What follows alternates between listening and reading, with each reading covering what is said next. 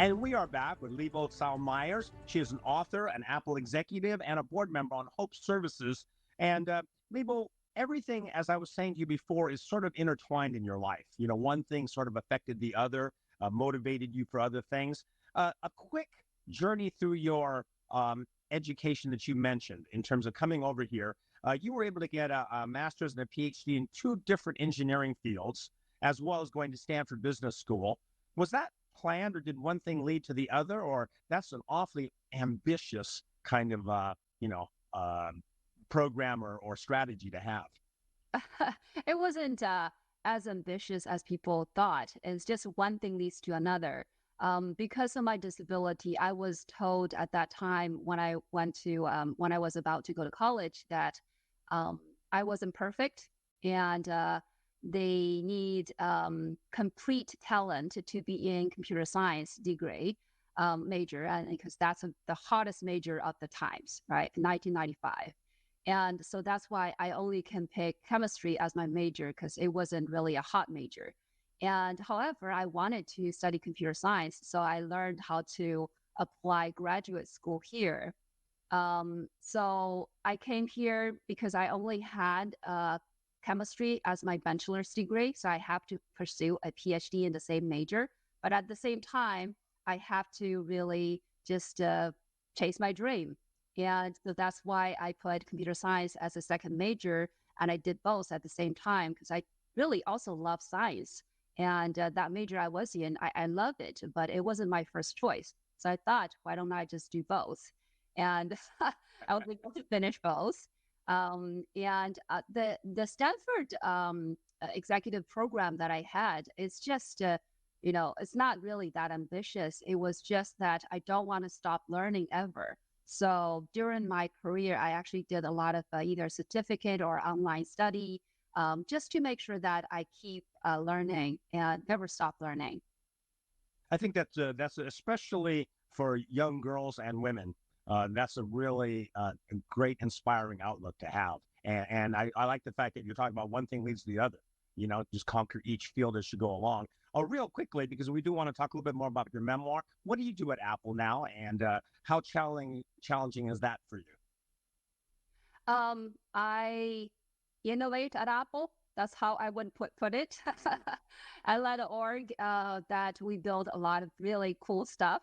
And I think the world know what Apple does. Yeah. I am just one of the many either leaders or engineer at Apple who really want to build just things and product that can enrich people's lives. And does that answer your question? Yeah, definitely. I mean, I know that you're the head of the cloud data infrastructure engineering for special projects there. So you have a way of like making things sound a lot simpler than they probably are. But I'm wondering, because of all the different aspects of your life that make such a great story, it makes it almost a natural for you to write your memoir, Limp Forward. How difficult was it for you to decide to do that, or was that something that you felt you really should do, that you should put your story down for other people to read? Yeah, thank you for asking that question because it wasn't an easy decision for me. So I'm a very private person, and if you Google me a few months before this moment, I got nothing on internet about me. The world doesn't know me, so I treat my privacy very seriously, and I hide myself from all the social media, intentionally.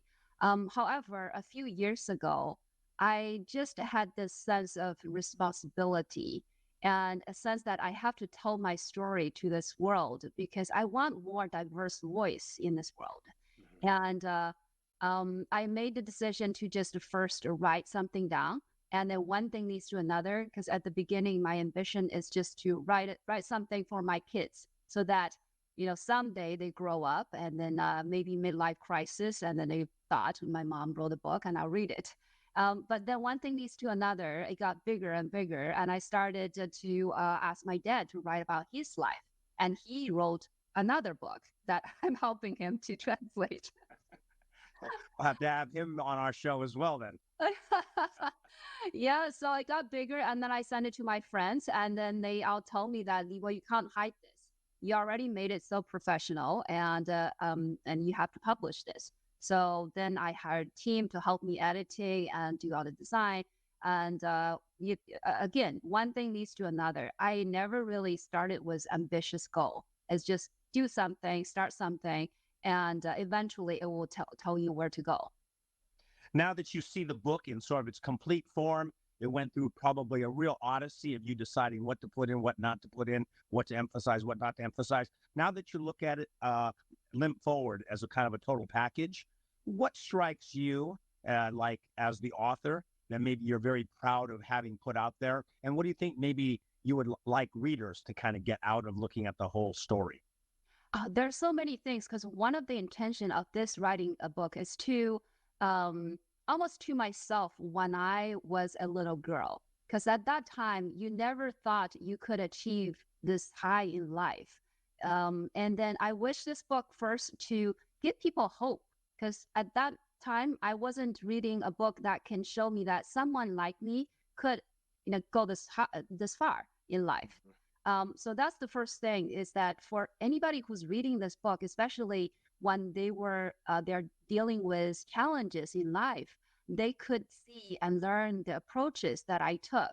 Because your life have to deal with many no's, and throughout my life, since childhood and then education time, and even working in Silicon Valley and being a female executive, and so many things and even how I found my husband is a set of no's. There are many people just reject you, and I use many scientific approach, and some I think many people can learn from, especially single girls out there, because it took me 82 days before I find my husband, and I used an analysis approach to really build a machine learning model to lead me to the perfect man in my life. So I think so many things just packed in one. And I hope that everybody read this book. First, they will have fun reading it. And secondly, they will learn in this situation, it doesn't matter what it is. As long as you put your mind to it, you give it, 100% or 120% of your energy, you will at the end get to the place you want to get to. I can already see the messages going to be coming in saying, Robert, why didn't you ask her more about this? Why didn't you ask her more about that? So we're going to have you back on the show to talk more about this. It covers so much ground.